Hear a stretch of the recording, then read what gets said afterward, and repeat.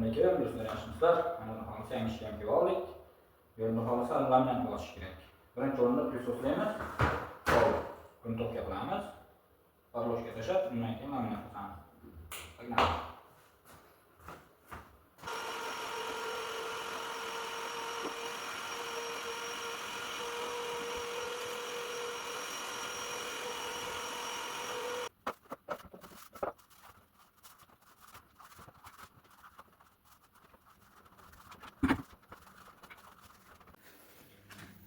Подложки просто лист 3 миллиметровый.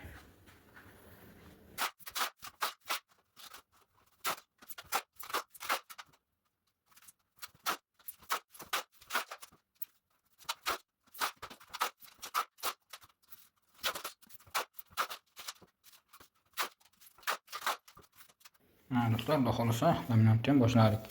Shuni terib olamizda. Keyin oxirgi qatorni o'lchaymiz. Ashanga anaqasi keng joyda mana bu tomoni 3.2 chiqyapti. 3.2 mm.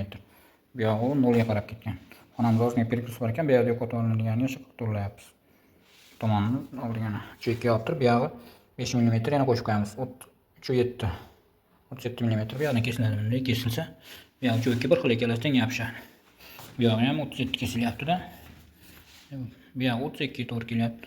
Chakidan 2 mm ochiq qoladi, yog'dan ham bu yoqdan ham. Bu yerlardan 7 mm ochiq qoladi. Hozir endi kesib ko'rsatamiz.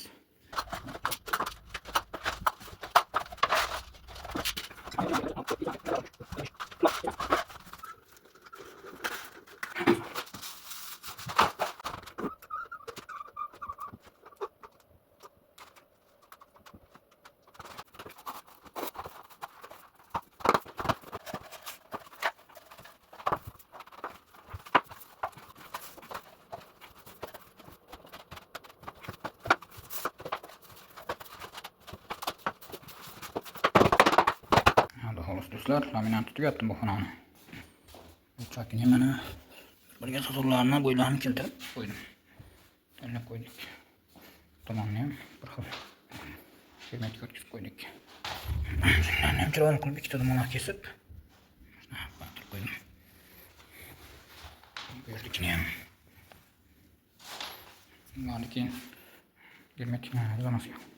Nari xona qoldi. Mana yakunladi. Do'stlar, xudo xolasa keng xonani ham pilsoslab gruntовка qilib qo'ydim. Noz qurgandan keyin podloshkani tashlaymiz. Xona bitta, xudo xolasa.